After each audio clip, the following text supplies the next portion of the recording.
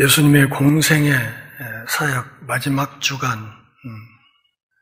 말씀들을 다루고 있고, 계속해서 예수님이 선포하셨던 8가지 화, 8개의 화, 이 8화에 대해서 계속 다루어 나가고 있습니다. 이 8개의 화, 이 말씀은 여러 가지로 해석을 할 수 있겠지만 제가 보기에는 예수님의 목숨을 건 저항이다, 이렇게 생각합니다. 목숨을 걸지 않으면 그가 하는 말에 힘이 실리지 않는다는 것을 우리는 상식적으로 잘 알고 있습니다. 인류 역사는 언제나 의인의 피를 먹으면서 한 걸음씩 전진해 왔습니다. 본질적으로는 의인이신 예수님의 피를 먹고 오늘까지 왔다, 이렇게 얘기를 할 수 있겠습니다. 나라가 둘로 쪼개졌다는 이야기를 자주 듣습니다. 그런데 다시 생각해야 할 것은 외과 의사의 손에 칼이 들려있다 해서 우리는 그 외과 의사를 강도라고 말하지 않습니다. 경찰이 도둑을 쫓고 있다고 해서 우리는 경찰과 도둑이 둘로 나뉘었다, 이렇게 말하지 않습니다. 우리가 생각을 바르게 해야 될 이유가 거기에 있습니다. 예수님이 당시 기득권 세력을 향해서 목숨을 걸고 거침없이 그들을 향해 화 있을 것이라고 선포하시는 이 말씀 속에서 우리는 어두운 역사를 바라보는 예수님의 마음을 읽을 수 있어야 합니다. 그 마음을 읽지 못하면 우리는 이 말씀을 전혀 이해하지 못한 것이다, 이렇게 말할 수 있겠습니다. 27절, 28절에서 겉과 속이라는 주제를 지난번 말씀에 이어서 계속 하고 계시다는 것을 알 수 있습니다. 6번째 화입니다. 화 있을진저 유식하는 서기관들과 바리새인들이여, 회칠한 무덤 같으니 겉으로는 아름답게 보이나 그 안에는 죽은 사람의 뼈와 모든 더러운 것이 가득하도다. 모세 율법에 따르면 시체 그리고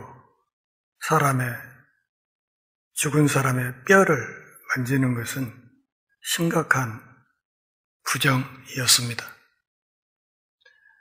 부정타는 행위여서 이스라엘 공동체 안에 함께 들어오지 못했습니다. 예루살렘의 성전 순례를 위해서 6월절에 몰려든 수많은 무리들이 있었을 것입니다.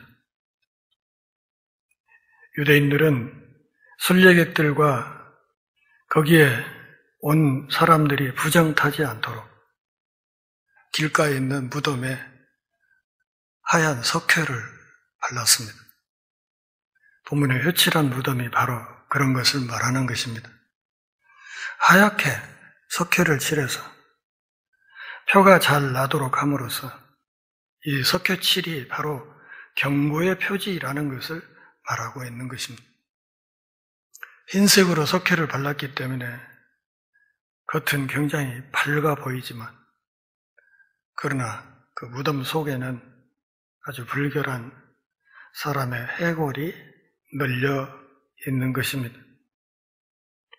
밝은 외부 속에 불결한 속내가 감추어져 있는 이것을 예수님은 유식한다, 유선이라 이렇게 말하고, 그리고 27절 가운데 부분에서는 아예 너희들은 회칠한 무덤 같다, 이렇게 이야기를 했습니다.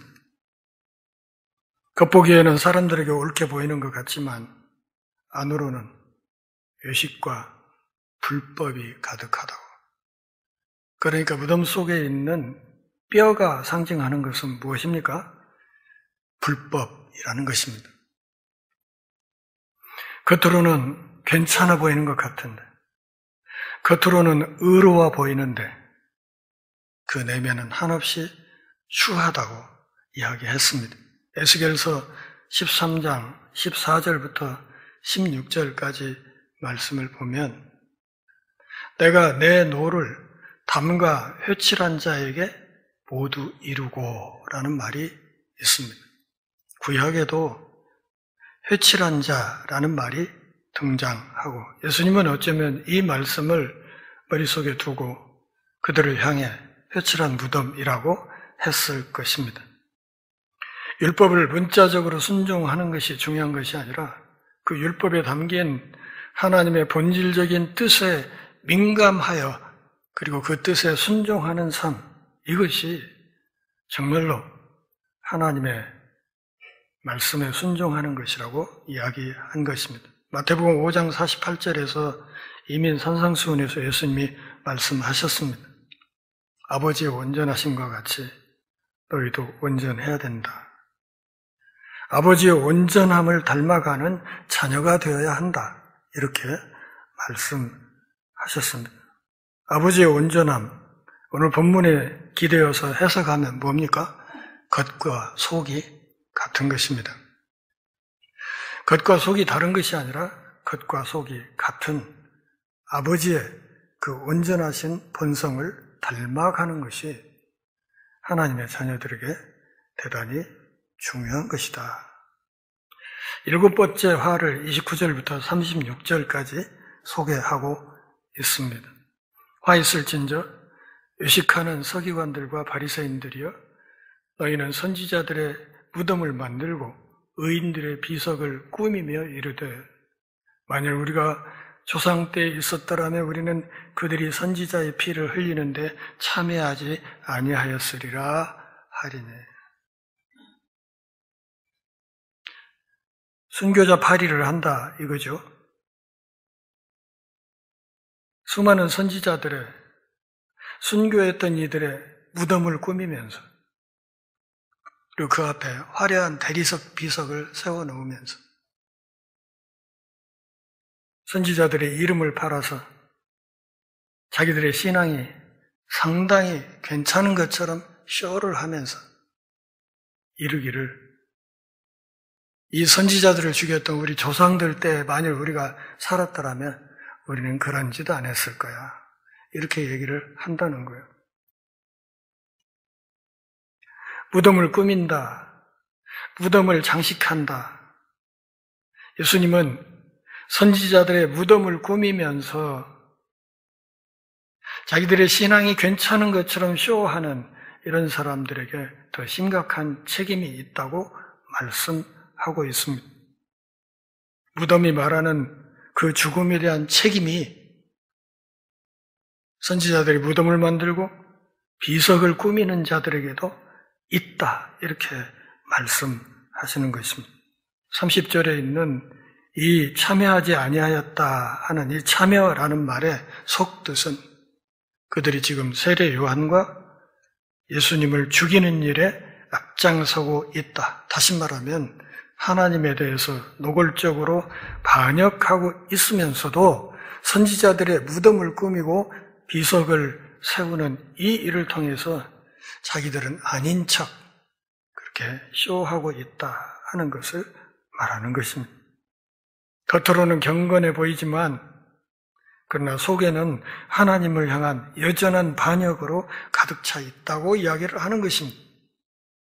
느헤미야 9장 26절에서 선지자들을 죽여서 주를 심히 모독하였다 하는 말이 있습니다. 사도행전 7장 52절 스데반 집사가 했던 얘기, 너희들이 선지자들 가운데 누군들 박해하지 아니하였는가?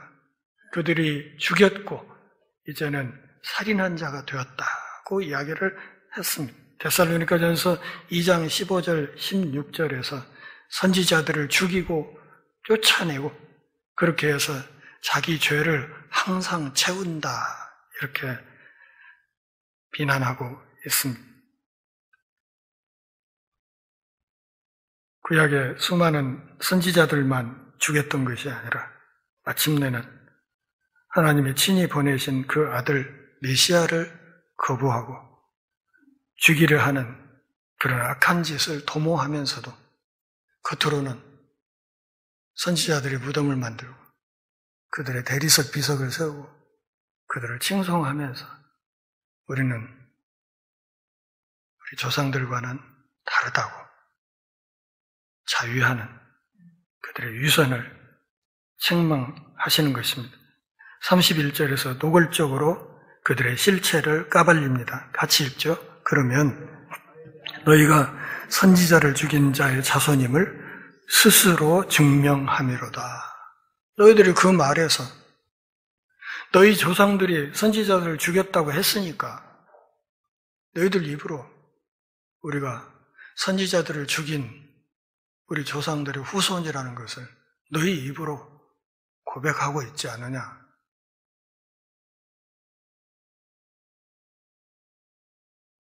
너희가 너희 조상의 분량을 채우라. 무슨 말입니까? 너희가 메시아인 나를 죽여라. 그런 말입니다. 지금 죽이고 싶지? 죽이려고 하고 있지? 죽이려고 계획 세우고 있지? 그래, 나를 죽여라. 33절 같이 읽습니다. 뱀들아, 독사의 새끼들아, 너희가 어떻게 지옥의 판결을 피하겠느냐. 뱀들아, 이 독사 새끼들아 하는 이 말은 우리식으로 표현하면 어떤 말이에요, 이게? 이 개새끼들 그런 말이에요. 이 개새끼들, 이 똥개새끼들 말이야. 그런 말입니다. 뱀들아, 독사 새끼들아 이 말은 이미 마태복음 3장에서 세례 요한의 입에서 나왔던 말입니다. 세례받으러 오는 제사장들을 향해서 그렇게 얘기를 했어요. 이 독사 새끼들이라고. 예수님은 거기에 지옥의 판결이란 말을 하나 더 추가했습니다. 이 독사 새끼들아, 너희들이 어떻게 지옥의 판결을 피하겠는가? 지옥에서 빠져나갈 수 있다, 없다? 없다, 그러면. 너희들은 지옥에서 빠져나갈 수 없다. 그러면 이 말은 하나님 나라에 들어올 수 있다, 없다? 없다. 그런 말.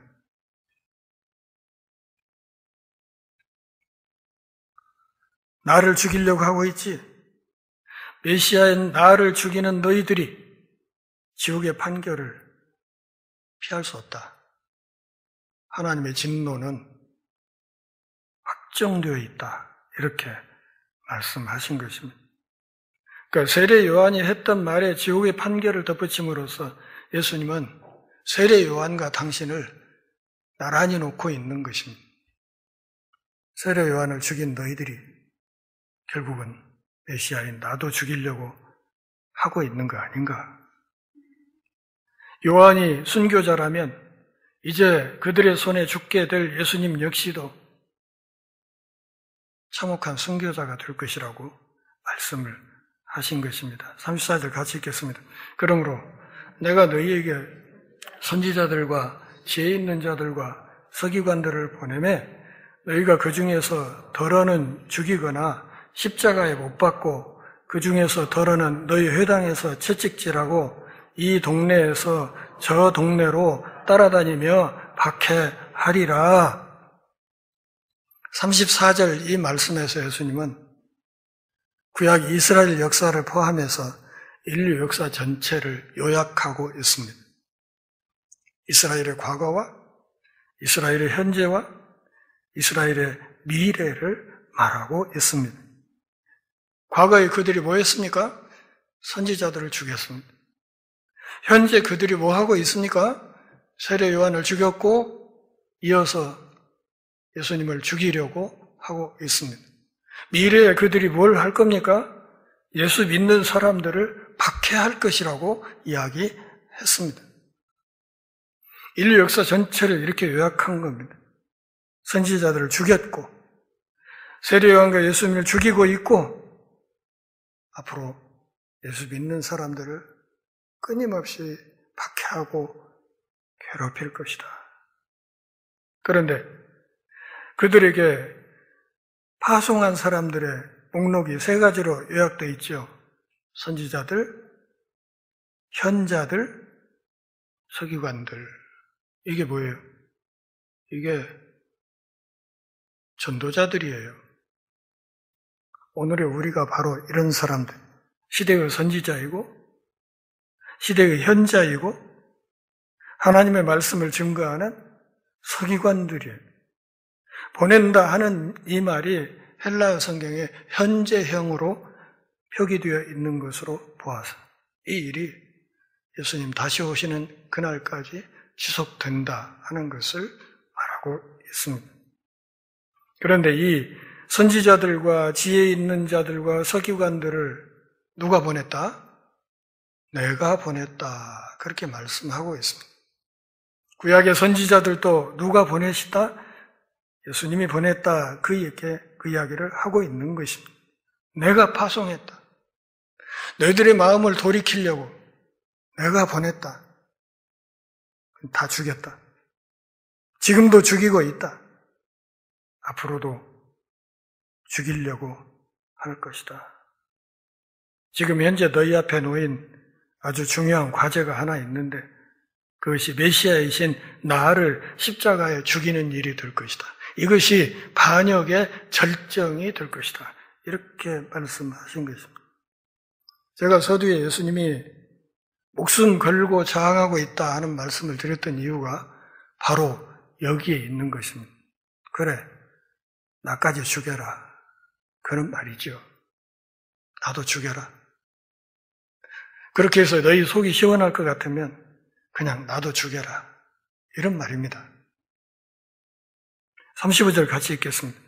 그러므로 의인 아벨의 피로부터 성전과 제단 사이에서 너희가 죽인 바라기아의 아들 사가랴의 피까지 땅 위에서 흘린 의로운 피가 다 너희에게 돌아가리라. 아벨은 최초의 선교자로 알려져 있지요. 역대하 24장 20절부터 22절까지 말씀을 보면 대제사장 여호야다의 아들 스가랴가 성전 뜰 안에서 돌에 맞아 죽은 기록이 있습니다. 아마 이것을 예수님이 이야기하고 있었을 것입니다. 땅 위에서 흘린이라는 이 흘린다 하는 이 말은 계속 흘리고 있다는 뜻입니다.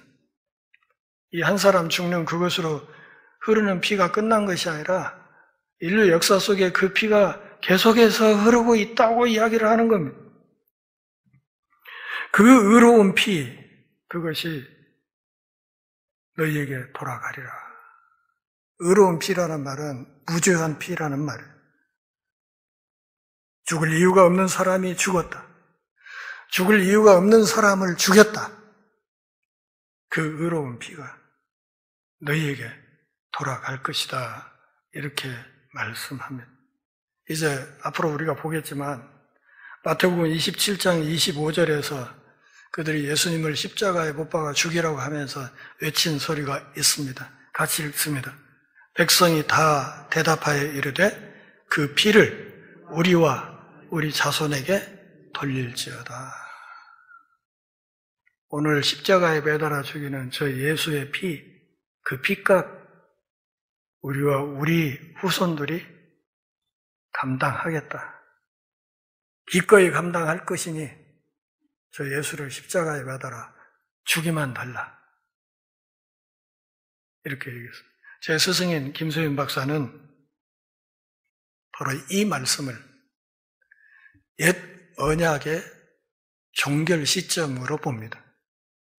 구약 이스라엘이 선민으로서 하나님 앞에 제사장 국가로 부름받았던 그 언약이 끝나는 시점, 그리고 바로 그 시점부터 새 언약이 출발하는 것으로 그렇게 보고 있습니다. 옛 언약이 종결됨으로써 새 언약 시대로 넘어가게 된 것입니다. 저 나사렛 예수의 저 피의 값, 그것을 우리와 우리 후손에게 돌려라. 역사상 유대인들이 얼마나 많이 살상을 당했는지 우리가 잘 알고 있지 않습니까? 창세기 4장 10절을 보면 네 아우의 핏소리가 땅에서부터 내게 호소한다고 하나님이 말씀합니다. 아벨과 제사장 사가랴의 죽음, 이것은 하나님의 보복을 요구하는 순교라는 사실을 예수님이 말하고 있는 것입니다. 그들이 피를 쏟고 참혹하게 죽어갔지만 그것으로 끝난 것이 아니라 그들의 그 의로운 피가 하나님께 계속 호소하고 있으면 그 호소를 들으신 하나님의 무서운 진노와 심판이 있을 것이라고 예수님이 말씀하는 것입니다. 36절 같이 읽어요. 내가 진실로 너희에게 이르노니 이것이 다 이 세대에 돌아가리라. 진실로가 무슨 말이라겠죠? 아멘이라고 했어요. 이제 잘 아시네요. 예. 아멘, 내가 말한다. 아멘, 내가 너희에게 말한다. 아멘, 레고 휘민. 아멘, 내가 너희에게 말한다. 이 아멘이라는 말은, 문장 앞에 있는 예수님의 이 아멘이라는 이 말은 엄숙한 선언을 말하는 거예요. 내가 너희에게 말한다. 이것이 다 이 세대에 돌아가리라. 가까이는 AD 70년에 디도 장군에 의해서 예루살렘이 멸망했던 사건을 가리키고 있습니다.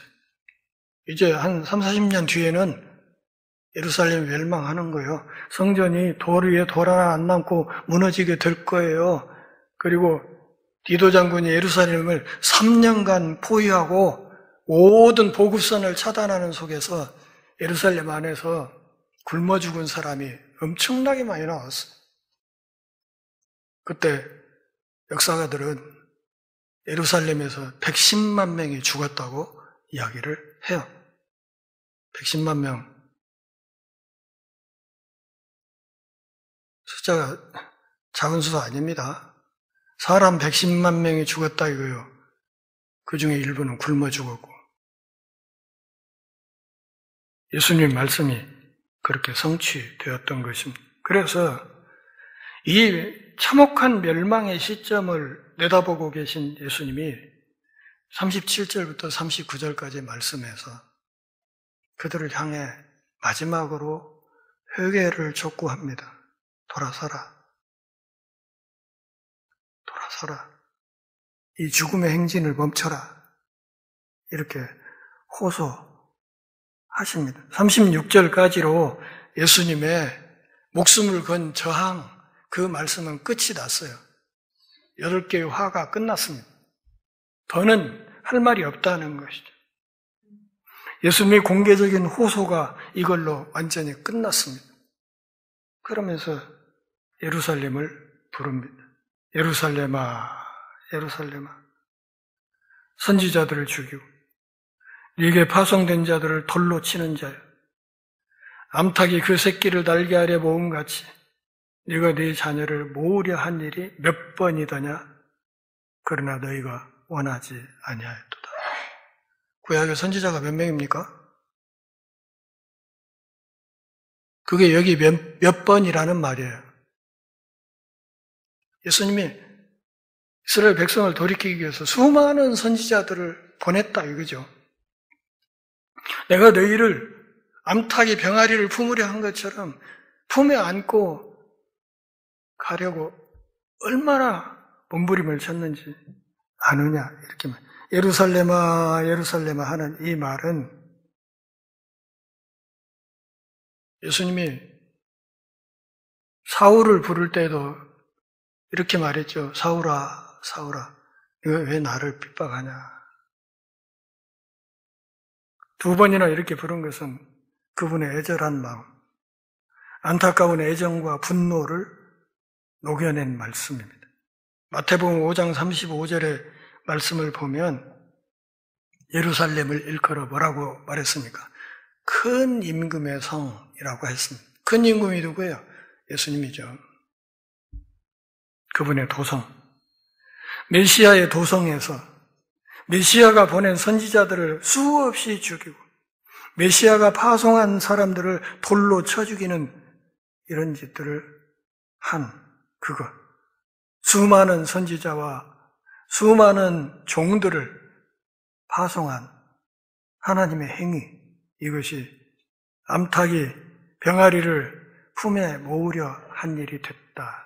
그렇게 보면 36절까지 예수님이 하셨던 8개의 화 있을진저 했던 이 말도 결국 뭐예요? 저주가 아니라 예수 그리스도의 사랑의 품을 역설적으로 표현한 것이다. 이렇게 볼 수 있겠지요. 어떤 사람들은 그렇게 얘기해요. 사랑의 주인이신 예수님이 어떻게 이런 저주를 선포할 수 있느냐 이렇게 말하는 사람들이 있는데 저는 성경 그렇게 보면 안 된다고 봅니다. 이 화를 선포한 이것조차도 예수님이 어떤 행위로? 암탉이 병아리를 품으려 한 행위로 읽어야 된다. 그런 말. 37절 마지막에 어떤 말이 있습니까? 그러나 너희가 원하지 아니하였도다. 하나님의 이 끈질긴 호소를 무시했다. 하나님이 마침내 그 아들까지도 보내는 이것조차도, 보내시는 아들조차도 죽이는 이 짓을 함으로써 그들이 하나님의 사랑의 손짓을 원하지 아니하였다 하는 것이 명백하게 증명되었다고 말씀하는 것입니다.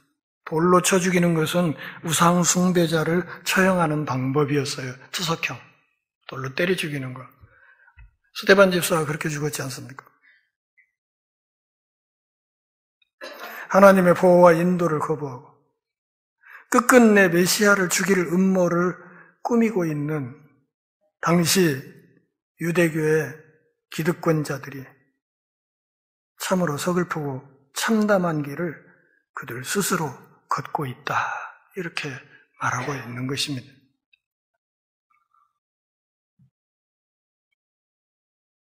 (38절에서) 보라, 너희 집이 황폐하여 버려진 바 되리라. 예루살렘에 가면 통곡의 벽이 있죠. 통곡의 벽. 그 위에는 이슬람 성전이 세워져 있고요.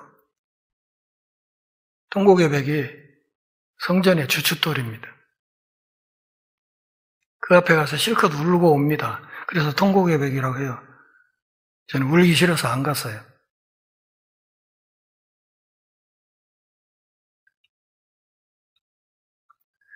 중요한 것은 마태복음 5장 35절에서 큰 왕의 성이라고 했던 이 예루살렘, 메시아의 도성인 예루살렘이 38절에서는 뭘로 표현됩니까? 너희 집으로 표현됩니다. 지금까지 하나님께서 나의 집으로 불렀던 곳에 이가봇, 하나님의 영광이 떠나버림으로써 더 이상 거룩한 성이 아니라 오히려 너희 집이 강도의 소굴이 되었다고 예수님이 탄식하고 있는 것입니다. 황폐하여 사막처럼 되어버렸다. 강도떼가 우글거리는 강도의 소굴이 되었다. 나의 집이 아니라 이제는 쫄딱 망한 너희들의 집이라고 말씀하신 것입니다. 왜냐하면 39절 같이 읽습니다. 내가 너희에게 이르노니 이제부터 너희는 찬송하리로다. 주의 이름으로 오시는 이여 할 때까지 나를 보지 못하리라. 자, 39절은 왜냐하면 이란 말이 앞에 있어요. 근데 우리말 개혁성경에는 번역이 빠져 있습니다. 왜냐하면 내가 너희에게 말한다. 이제부터 너희는 찬송하리로다. 주의 이름으로 오시는 이여. 이 어디서 본 거죠? 시편 118편 26절. 예수님이 예루살렘 입성할 때 호산나를 외치던 사람들의 입에서 나왔던 말입니다. 마태복음 21장 9절 말씀을 보면 앞에서 가고 뒤에서 따르는 무리가 소리 높여 이르되 호산나 다윗의 자손이여 찬송하리로다. 주의 이름으로 오시는 이여 가장 높은 곳에서 호산나 하더라. 시편 118편 26절을 인용해서 마태복음 21장 9절에서 예루살렘에 입성하는 예수님을 향해 그들이 찬송을 했습니다. 뭐뭐 할 때까지 나를 보지 못하리라 하는 이 말은, 이 말씀을 뒤집어 보면 무슨 말이에요? 나를 보게 될 것이다, 이런 뜻이에요. 나를 보게 될 것이다. 언제? 예수님 재림할 때 보게 될 거예요. 그리고 예수님이 재림하실 때 성도들이 불러야 될 찬송이 어떤 거예요? 이거예요. 찬송하리로다. 주의 이름으로 오시느니. 호산나. 예수님 재림할 때 성도들이 호산나를 외치는 그 일이 있을 건데, 그 찬송이 나오게 될 때까지는 너희들은 나를 보지 못할 것이다. 나를 만나지 못할 거다. 근데 마태복음 끝에 가면 예수님이 제자들을 향해서 뭐라고요? 볼지어다 내가 세상 끝날까지 내가 항상 너희와 함께 있으리라. 이 말씀과 여기 39절 말씀이 얼마나 참혹한 대조를 이루는지를 잘 생각해 보아야 됩니다. 예수님 다시 오시는 그날까지 유대인들은 예수님 만나기 어려울 겁니다.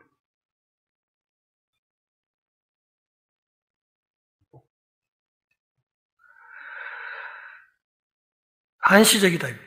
현재로서는 당시 유대인들과 예수님과의 관계는 완전히 차단된다, 이렇게 말하고 있습니다.